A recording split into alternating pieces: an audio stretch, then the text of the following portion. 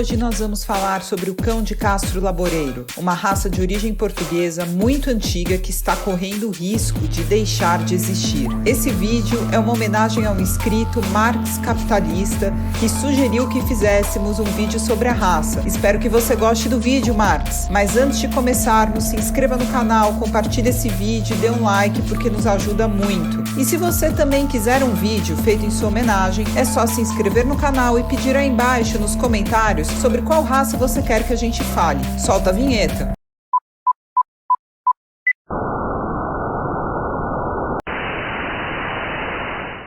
Olá, eu sou Andrea e esse é o cão de Castro Laboreiro. Essa é uma raça originária de Portugal, usada para a proteção de rebanhos. Apesar de ser considerado um molosso, sua aparência é mais semelhante à de um lobo. Sua classificação na Federação Cinológica Internacional pertence à seção 2.2, que compreende as raças molossoides de tipo de montanha, mas a sua aparência se assemelha muito mais à de um lobo do que dos cães do tipo molosso. É uma raça mais ágil, ligeira, adaptada para a vida nas montanhas. Sua cabeça é mais leve, mas potente, e com uma altura na cernelha que pode variar entre os 58 e os 64 centímetros nos machos, com uma tolerância de mais 2 centímetros, e nas fêmeas entre 55 e 61 centímetros, também com uma tolerância de mais 2 centímetros. O peso nos machos varia entre 30 e 40 quilos, e nas fêmeas entre os 25 e 35 quilos. Ou seja, é um cão mais leve se a gente comparar com os cães que estão na mesma classificação, como o caso do cangal, do mastim tibetano, entre outros. Mas essa é uma característica importante, porque permite que o cão de Castro Laboreiro seja mais ativo para acompanhar rebanhos pelas montanhas, patrulhando a região e percebendo rapidamente a presença de predadores. Há estudos que demonstram que o cão de Castro Laboreiro tem um andamento típico entre os trotadores de longa duração e os galopadores de endurance. Mas o que isso significa? Bom, significa que esse cachorro aguenta caminhadas longas, bem longas. Isso permite que o cão de Castro Laboreiro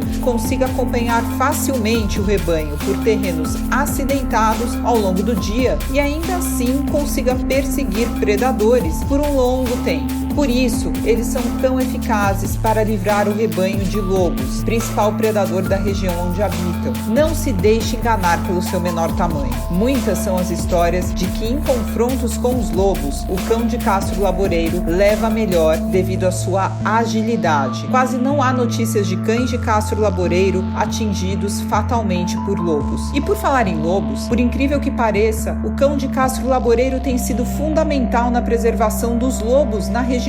Na Península Ibérica, atualmente, se estima que existam apenas cerca de 2.000 lobos ibéricos, sendo que desses, apenas 300 vivem em Portugal. Ocorre que, na maioria das vezes, a forma de os criadores de gado evitarem o ataque aos rebanhos era a morte dos lobos, principalmente por arma de fogo. Aí entram os cães protetores de gado, cuja presença, na maioria das vezes, já é suficiente para afugentar esses predadores, preservando-se dessa forma os rebanhos e, ao mesmo tempo, os lobos. Há um instituto em Portugal chamado Grupo Lobo. Esse instituto é empenhado na preservação desses animais, que tem distribuído cachorros protetores de rebanhos de raças originárias de Portugal, entre elas o cão de Castro Laboreiro, a fim de preservar os lobos. Aliás, a raça tem uma pelagem muito similar à dos lobos. Tanto é assim que a cor da pelagem é chamada de lobeiro. Trata-se de uma pelagem rajada que pode vir em tonalidades mais claras ou escuras. Nas tonalidades mais claras, tem uma base de fundo clara, que pode ser cinza, creme ou palha. Já os cães com a pelagem lobeiro escuro apresentam tons pretos e cinzas mais ou menos escuros. Há também alguns cães que apresentam a cor lobeiro clara em certas partes do corpo e a lobeira escura em outras. Há também uma terceira modalidade de cor que, pessoalmente, é a minha favorita. Ela é mais rara, chamada cor do monte. A pelagem nessa cor apresenta tons mais avermelhados, cor de mogno. A melhor descrição dessa cor é que ela traduz as tonalidades da vegetação das pastagens serranas no outono.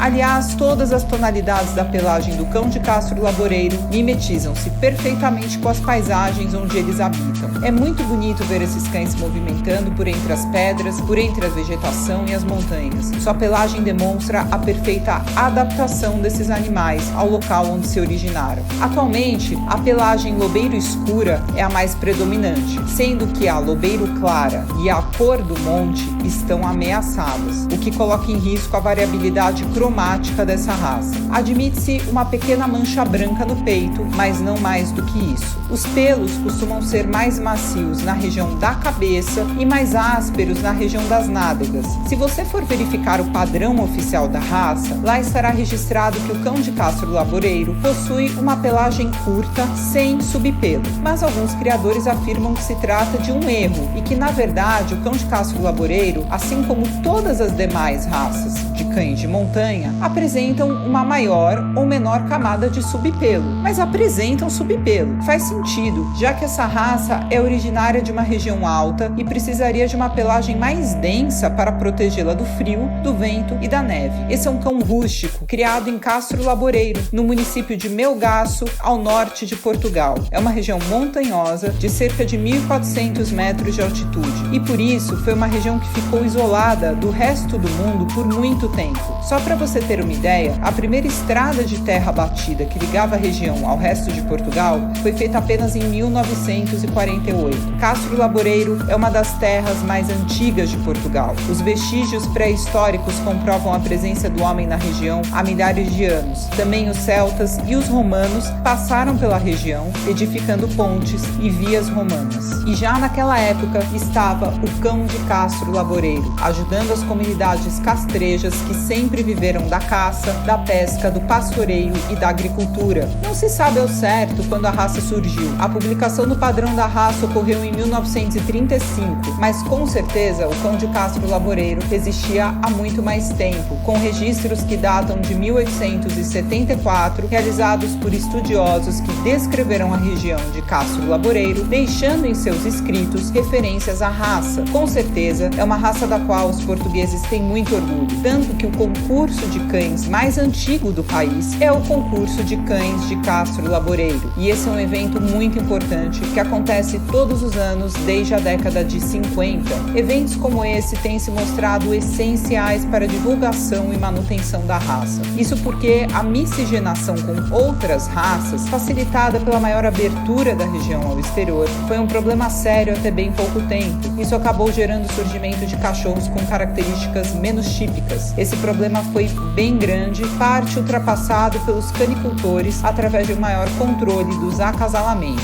Mas há outro problema que tem ameaçado a existência da raça. Com a diminuição da prática do pastoreio, cada vez mais se tem observado uma diminuição do número de cães de Castro Laboreiro. Em 2019, o Clube Português de Canicultura, responsável pelos registros oficiais de todas as raças portuguesas, registrou meros 115 exemplares de cães de Castro Laboreiro, o número de registros mais baixo desde 2004. Esses números são motivo de preocupação, pois no país há poucos criadores da raça. Mesmo com a diminuição da atividade de proteção de rebanhos, o cão de Castro Laboreiro pode ser utilizado como cão de guarda de propriedades e de companhia. Aqui é importante fazer um alerta, porque nas sociedades cada vez mais urbanizadas, há o desconhecimento e até mesmo a rejeição da importância cultural e histórica da existência de diversas raças caninas que evoluíram e têm sua razão de ser numa multiplicidade de funcionalidades que foram sendo desenvolvidas ao longo da história da humanidade, principalmente nas sociedades mais rurais. Portugal tem 11 raças autóctones, ou seja, 11 raças originais de Portugal, mas os cães de raças portuguesas não estão na moda, em parte devido a serem majoritariamente raças funcionais, de grande porte e exigirem espaço que muitas residências não têm, o que leva a que atravessem algum tipo de crise. O problema é o seguinte: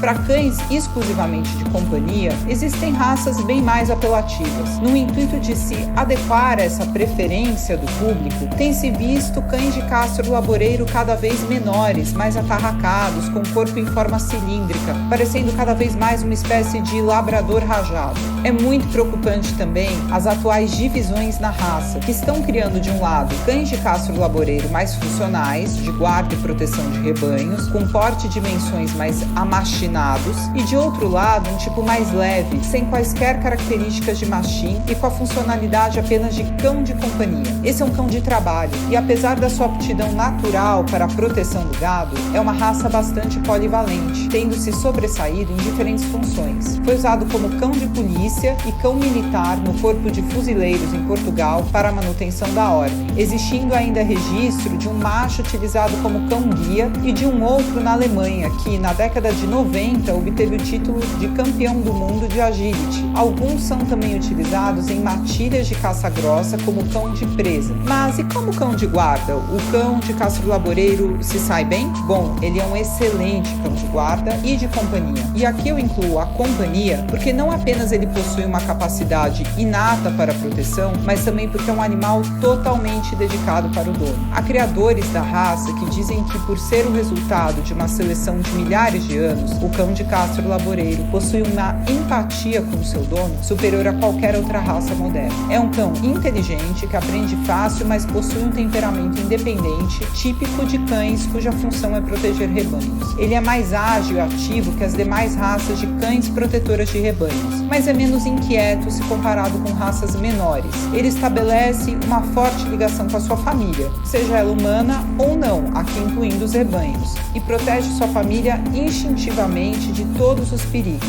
Quando intimidado ou desafiado, torna-se um adversário terrível e implacável. Seu latido, inclusive, tem uma característica marcante, pois começa com um som grave, ascendendo para uma baixa frequência e terminando com sons prolongados de alta frequência, meio parecido com um uivo.